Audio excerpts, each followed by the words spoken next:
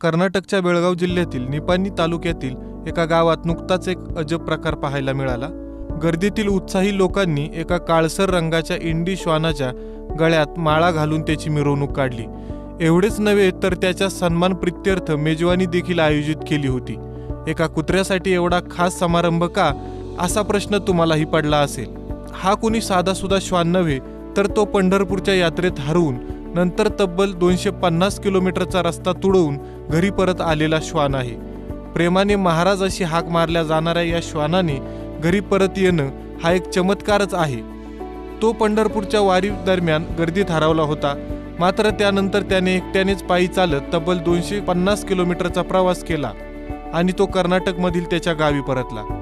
त्यामुळे त्याचे घरचेच नव्हे तर संपूर्ण गावातील लोकही आश्चर्यचकित झाले होते।